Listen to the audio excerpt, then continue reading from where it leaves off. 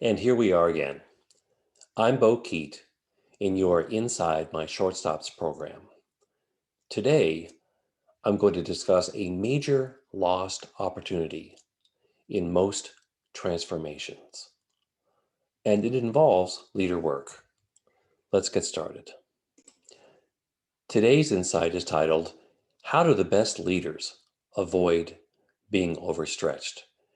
And I'd like to start with a quick refresher from the last insight, which talked about capacity. Now, if you follow my cursor, this stacked bar chart represents all the capacity your organization has.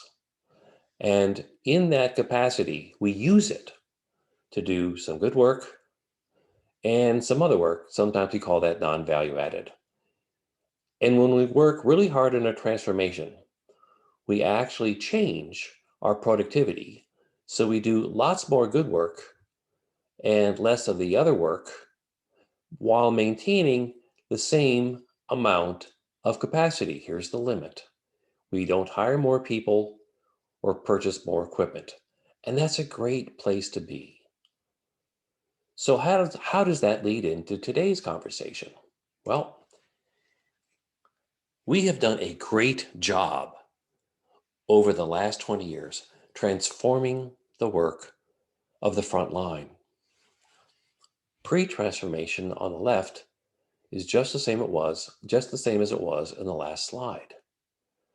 But we give the frontline teams the ability to document, understand, challenge, and reconstruct their work so they become more productive and do way more good work and not so much non-value added work.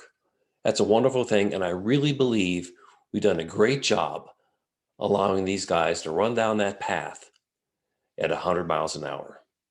However, I think that good thinking stops there. Because when we look at the rest of the organization and at managers and leaders, somehow we do it differently. Our pre-transformation is just about the same. And what we typically do is hire a couple of executive coaches to work with the leaders, and they introduce new good work. And they say, this is really good stuff. You need to be doing this to help your organization move forward in this transformation.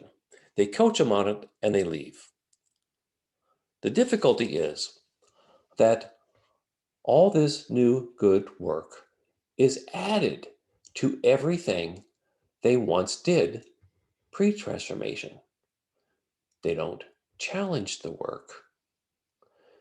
So that makes me think of one of my Motown favorites, Marvin Gaye, and one of his songs, What's Going On?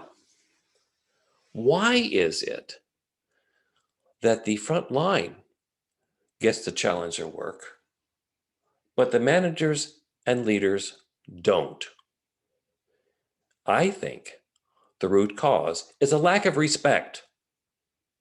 Somehow, the front line has been given more respect than the managers and leaders, which leads me to one of my other Motown favorites, Aretha. I think we should give the leaders just a little bit of respect, RESPECT, just a little bit, and allow them to challenge their capacity too. So if you think I'm onto something here, I have an aggressive goal for you. Do only important work. Wow, that was easy for me to say. You might be rocking back in your chair saying, what do you mean? I do important work. I know. I just don't think it's all important. So consider this. Your organization has been inside a massive stress test during this pandemic. You have been stressed. And I'm betting that some days when you drive home or click off Zoom, you sit back and say, wow, I got a lot of stuff done today. I really helped the company move forward. But there are other days when you end the day saying, what just happened? It seems like I wasted my time all day. The work I did wasn't nearly as useful as the other days. If you've had those thoughts, you've identified an opportunity because you've just told yourself that you do some good work and some other work. And I have an assignment for you. Let's check it out. Your assignment is first to identify 2 to 3 strategic goals to attain in the next 18 to 24 months. Wow! I just put a bunch of stuff on the table. Let's talk about it. Most of my clients have 6 to 43 strategic goals when I start to help them, and they rarely get any of them accomplished.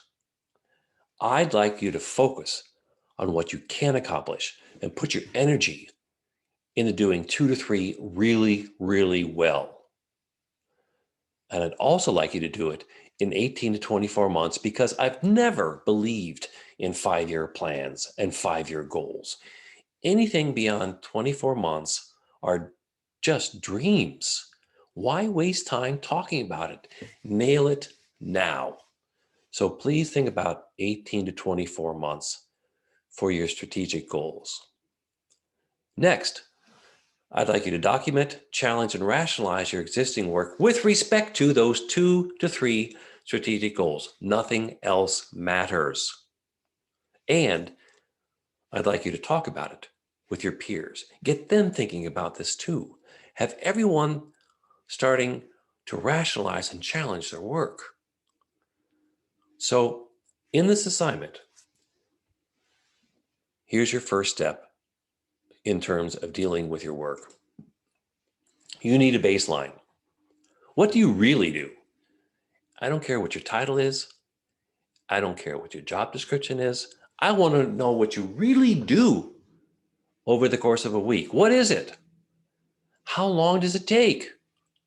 Who do you do it for? And I realize you do dozens of things. I would like you to first focus on those things which take up 80 to 85% of your capacity, the big things. The rest we can worry about later. Now, to help you along that line, here's a worksheet to capture your thoughts. You can either take a screenshot of this or freeze the video and write this down on a piece of paper or a board, but use this sheet. It's very helpful. So when I ask you to document your baseline, I want you to fill this sheet out. You are in the middle. You are the yellow smiley face, and you do work for your boss, your peers, your subordinates, and your customers. That just about covers it.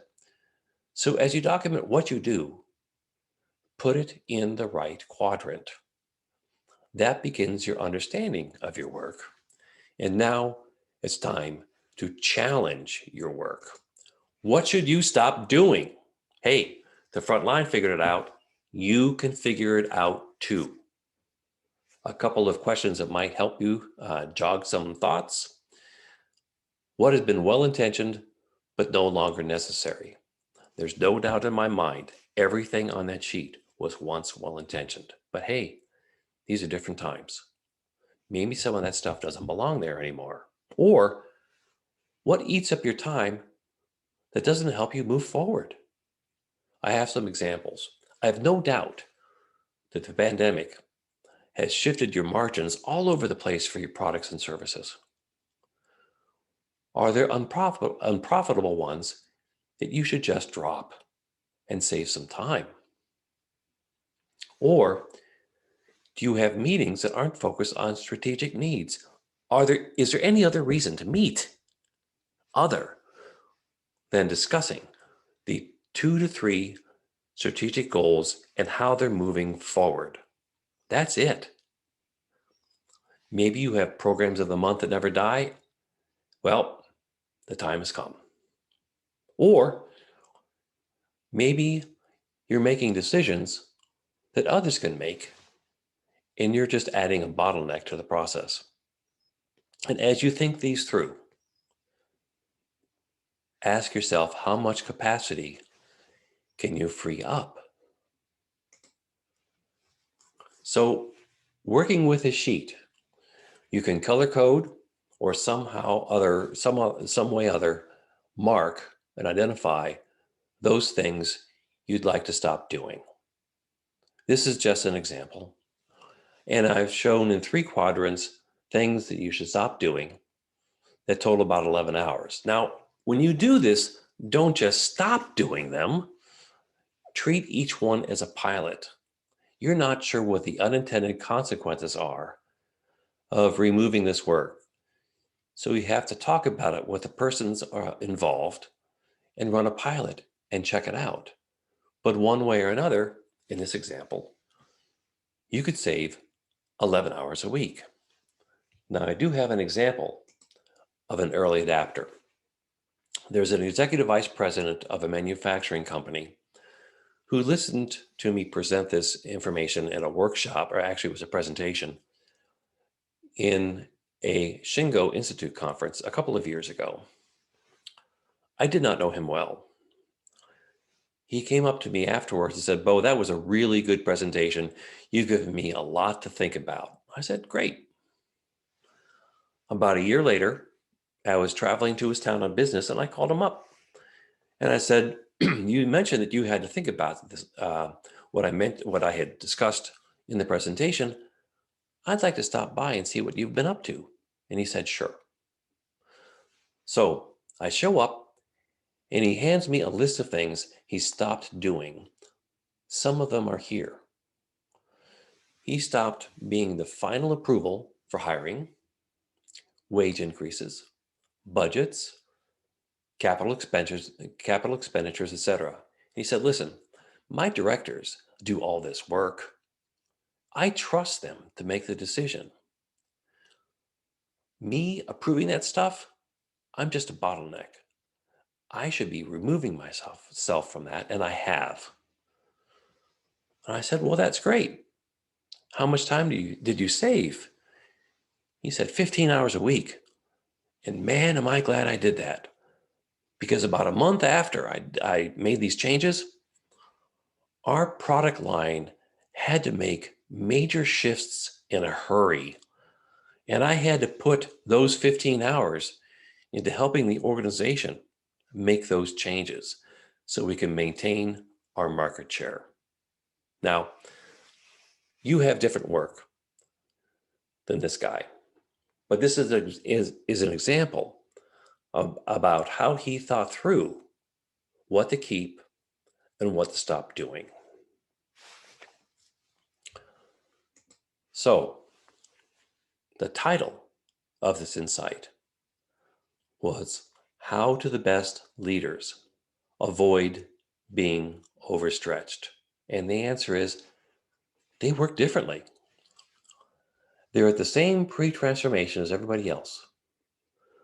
But what they do during the transformation is they challenge their work, and they restructure and rationalize their work and take away some things that don't make sense to do anymore to allow room to add in the new good work they need to help move the organization forward.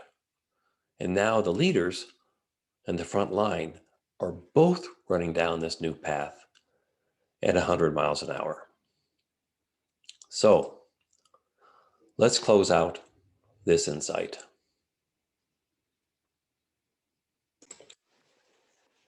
I think this is a very unique time. Every organization is inside a stress test. You are probably doing some great days and having some not so great days in leading your company in this confusing time. I encourage you to take the time to challenge what you're doing with your work and find ways to do more better work and less of the not so good work. It's really important for you to lead with more good work without being overburdened. And don't forget about the office hours. Use this opportunity to share and collaborate with your peers to find out what they're thinking about and what you're thinking about. I believe you'll find good ways to find more capacity within your leadership rank. Good luck. I hope this helps. Now, I'd like to close with a commercial for the next one. Insight number 4 is titled Seeing Beyond a Technical Solution. And attendance is mandatory for all engineers. If you are an engineer, bring another. If you aren't an engineer, grab a couple. I'm an engineer and I'm showing up. So I look forward to sharing these thoughts with you soon, and good luck with your insights from today.